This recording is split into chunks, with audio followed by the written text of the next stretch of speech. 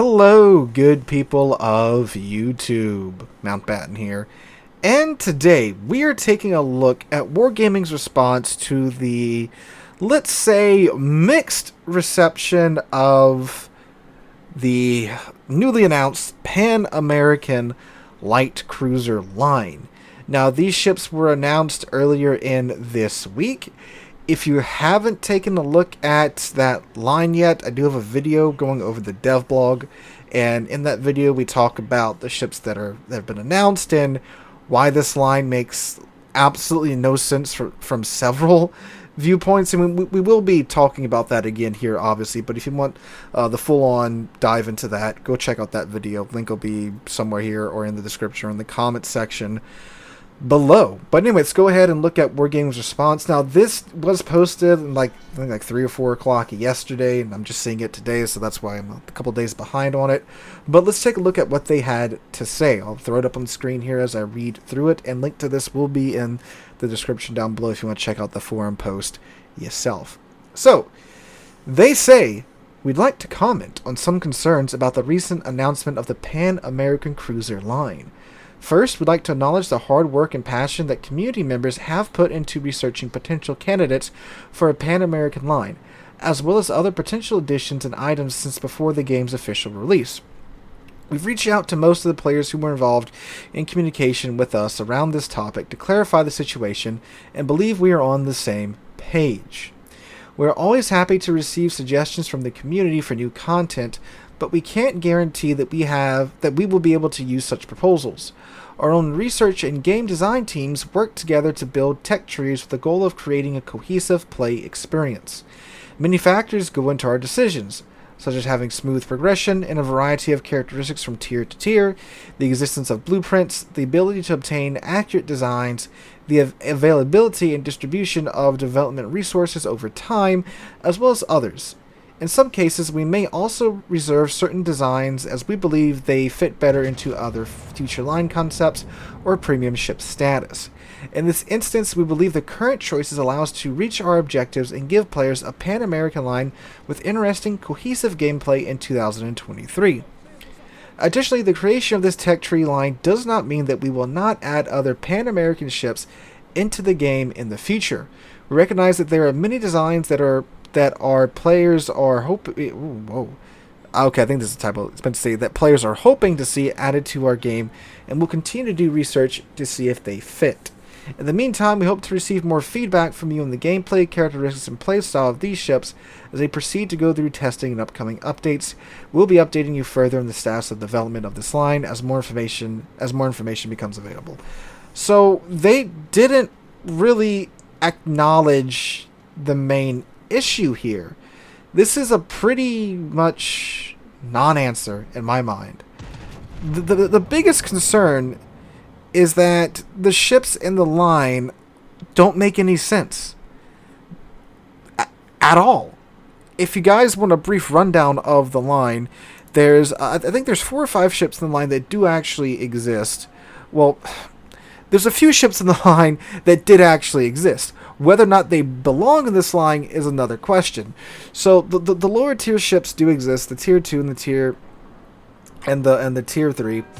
And okay, how do I say this? There's ships in line that exist, but they don't belong here. So we've got the best example of this is the tier 6, the Cochrane, which is an Italian cruiser.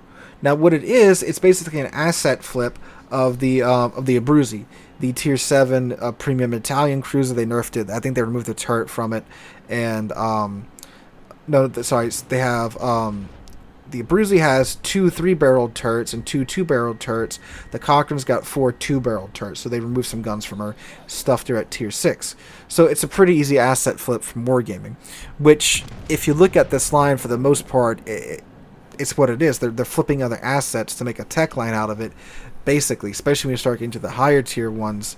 So, yeah, and because of that, the line, sure, you can get these ships to play very similar by tweaking their in-game stats and characteristics and such, but in terms of what these ships are and what they're supposed to be, they don't make any sense. Why are the Italians giving the South Americans, or what would they say?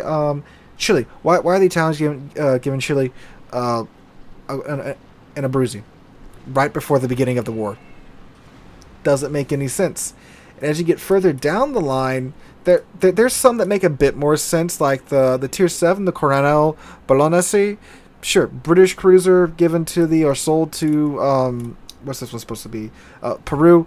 Makes sense. Many of these South American countries had dealings with European navy yards, mainly British naval yards. They would contract them out to either build them versions of their ships, or in some cases design whole ships for them and then construct them for it, because again, they don't have the resources or the dockyards necessary to build these in country. So I mean, it makes sense that, you know, a lot of these ships are either British or built by British shipyards and have, you know, some British characteristics to them about them. That would make perfect sense. And you would think, again, it would be mostly British built ships, but then the whole top half of the line are American. That doesn't make any sense historically speaking. The Americans didn't want to fund the South American, another South American arms race, shall we say, when it comes to naval ships. So the U.S. had a policy of not doing that until, well, there's a little bit of it like right before the end of the 1940s, and then a little bit after the 60s, when the Red Scare became a very real thing in South America. But for that whole 10-year period, the U.S. was not giving ships or selling ships to South American countries, with a couple of exceptions here and there, but not to the extent that they do here. Like literally from Tier 8 to Tier 10, it's just Worcester. It's proto-Worcester designs that a couple of them were scribbled up, but didn't really get too far, and that's what we get for the Pan American line. It's a asset flip of a bunch of Worcester designs, and that's what everyone's complaining about. They're not really complaining about the characteristics of these ships. They're not complaining about the playstyle of these ships. They're complaining that these ships don't reflect the history of these South American countries, because the 8 to 10 are completely made up ships, which understandably so. They were probably going to have to be some paper designs anyway, but there exist designs that British shipyards drew up for these South American countries that would have fit this playstyle. There was essentially, I believe one was a mini Minotaur, and the thing is too, there were South American players that designed this line completely back in, I believe, 2018. They did the research, they came up with the designs, they came up with the concept for the line, and I understand if Wargaming doesn't want to use that concept and line, verbatim and, tit for tat per se, but why? Why are they going with this asset flip Worcester with some design changes here and there? I mean, sure, it saves them money because it takes a lot to design and model these ships. I do understand that, but they've done it for everybody else. So why, when it comes to the South Americans, they get shafted like this? So the line doesn't make sense historically speaking. The line doesn't make sense in flow either in terms of the ships, because you go from 3 or 4 different nations' ships here. You have some Spanish-built ships. You have an Italian cruiser in the middle of it all. You have British and American ships. And sure, again, America did sell some ships to the South Americans. The 6 Brooklyns they gave to the 3 major naval powers of South America: Brazil, Argentina, and Chile, Peru. I think one of those 2. I'm sorry if I'm getting those mixed up at the moment. Sure. So yeah, Tier 8 could have done a Brooklyn, or Tier 7 you could have done a Brooklyn, and there's somewhere. Would have been fine. Would have made sense. You could have done the Belgrano if you had the stones to do that.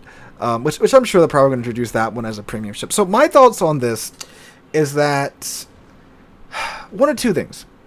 One, they just want to do a cheap asset flip because they got to keep these new lines coming to keep players interested in the game and keep people coming in, spending doubloons and spending time in the game.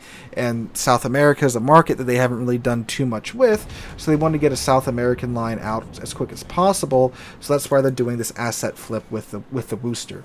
Maybe. Second, they might be saving the real ships as premium ships. That way they can maximize their profit out of the South American player base like that. It doesn't make, I mean, sure, it does make some sense, but for me thinking, it's like, I can kind of see how they do, how they're doing that, but also, like, there's 6 Brooklyns they can make. Well, you could stick 1 in the tech line, and then you still have 5 other Brooklyns. Well, 4, because Nueva de Julio is in the game already. 4 other Brooklyns you could just copy and paste and, be fine like that. And, those are real still historical ships that people will buy. And, there's other ships, too, that they could make premium ships out of. But, okay, maybe that. I don't see how this line maintains a flow. Again, you go from some Spanish-built ships to an Italian ship, to a bunch of American cruisers that never existed. It just doesn't make sense in my mind.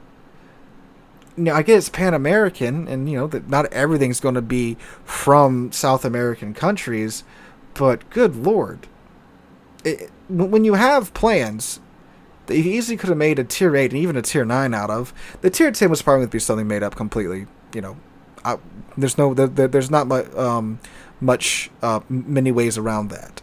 So I do understand the tier 10 being completely made up, but again, it's this alternate history line that even if you read the dev blog, it's worded like, well, it was possible that they could have possibly maybe on this Tuesday of the second month of the year, in a year ending in an even number, they could have potentially sold this to Mexico, and therefore they could have sold this to Brazil. That's literally some of the justification they give in this dev blog. It sounds like that. So yeah. Let me know what you guys think about this in the comments down below. And you guys, I saw a couple of you guys that came up with your own line proposal for the South American cruiser line in the last video we did on the Pan American cruiser line. Let me know, were you contacted by Wargaming, and what did they say to you? And did you agree with it, or what? Let me know what you guys think about this, because again, you guys spent time coming up with this line by yourselves, and I want to hear from you guys how you guys feel about this. So let me know in the comments down below, especially if you're one of those players. Hope you guys enjoyed. Let me know what you guys think about this in the comments down below. Hope you have a wonderful Saturday. Have a wonderful rest of your weekend. Hope to catch you guys in the next one.